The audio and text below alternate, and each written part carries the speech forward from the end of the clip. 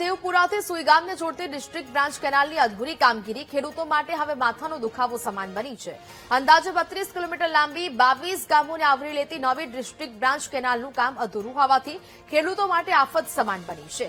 પડેલા ભારે વરસાદનું પાણી અધૂરી કેનાલમાંથી યોગ્ય નિકાલના અભાવે આસપાસના ખેતરોમાં ફરી વળતા બાજરી અને જુવારનો ઉભો પાક પાણીમાં ગરકાવ થઈ ગયો છે અને મોટા પ્રમાણમાં જમીનનું ધોવાણ થતા ખેડૂતોને લાખો રૂપિયાનું નુકસાન વેઠવાનો વારો આવ્યો છે, જેને લઈને રોષે ભરાયેલા ખેડૂતો તંત્ર સમક્ષ કેનાલનું કામ યુદ્ધના ધોરણે પૂર્ણ કરીને વરસાદી પાણીના કાયમી નિકાલની માંગ કરી રહ્યા છે।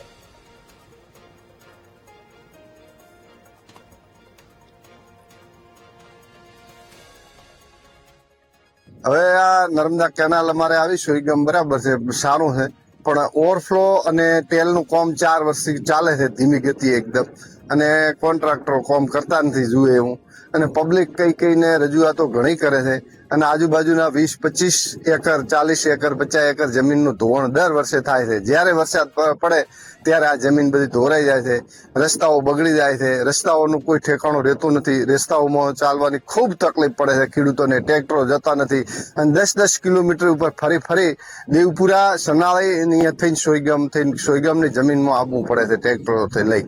આ કેનાલ છે થરાદ દેવપુરાથી સોઈગામ નવી બ્રાન્ચ કેનાલ બનાવી રહી છે, એને લીધે 2 વર્ષથી અમારા ખેતરની અંદર પાણી આવ્યું। 2025 ની અંદર પણ પૂર આવ્યો, ત્યારે પણ પાણી ખૂબ આવ્યું હતું અને પાક અમારો નિષ્ફળ ગયો હતો, અને ઓણ વરસાદ વરસવાથી ઓણે પાણી ખૂબ આવ્યું છે અને અત્યારે પાક નિષ્ફળ ગયો છે, અને એના કારણે અમે રજૂઆત કરી થાય કે એમાંથી તેલ બનાવીને ઓવરફ્લો કાઢો તો અમારા ખેતર ધોવાણ ના થાય। એમાં 20 થી 40 બોટા જેનું અત્યારે ધોવાણ થઈ રહ્યું છે, અને એમાં 4-5 બોટા તો ખાર જ આવેલો છે, અને એમાંથી ખાલી 1.5 કિલોમીટર ઓવરફ્લો કાઢવાનો છે। ઓવરફ્લોની અમે રજૂઆત કરી થાય કે ઓવરફ્લો કાઢતા નથી, તેલ બનાવતા અમારે ત્યાં દેવપુરાથી સોઈગામ નવી કેનાલ બ્રાન્ચ બનેલી છે, એમાં કોઈ ઓવરફ્લો નું કોઈ મૂકવામાં આવ્યું નથી। અમે વારંવાર રજૂઆત કરવાથી કોઈ મૂકવામાં આવ્યું નથી।